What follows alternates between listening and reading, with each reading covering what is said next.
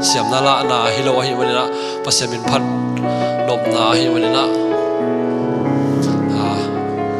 khiang nam leng mai sakon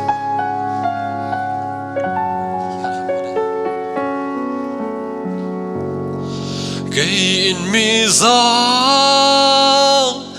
khắc vai vàng mi hi lấy tương Khualzin lại ta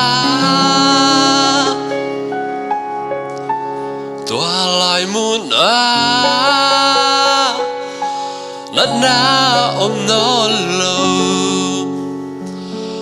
toa tăng khóa bì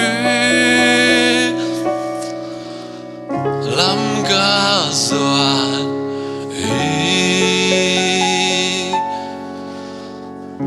sang bì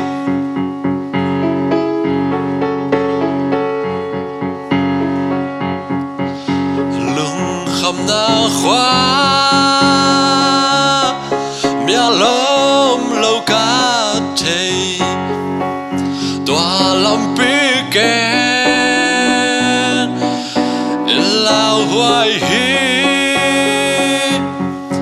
ai hàng ca mai khắp ní băng tang hi đã na loan hi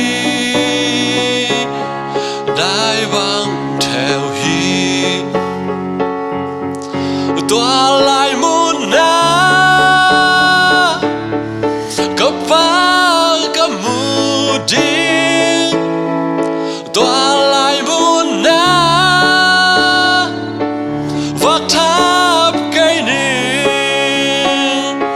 gió đàn gun ga các can tan đi làm doan in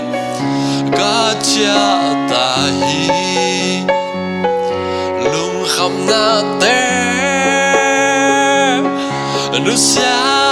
để ta niềm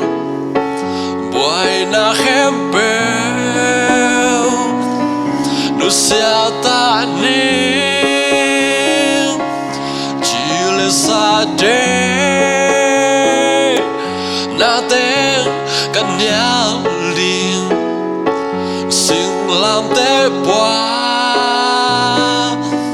in công rời hi toa lại muốn hơn ba các mù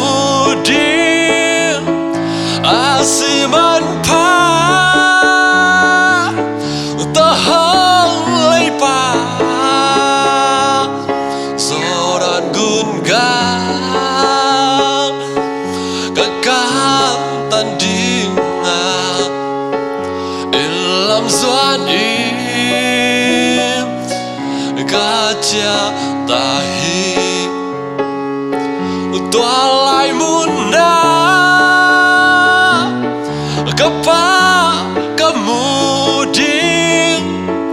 toa lại muốn vác tháp cây ni gió đàn gun ga các can tan đi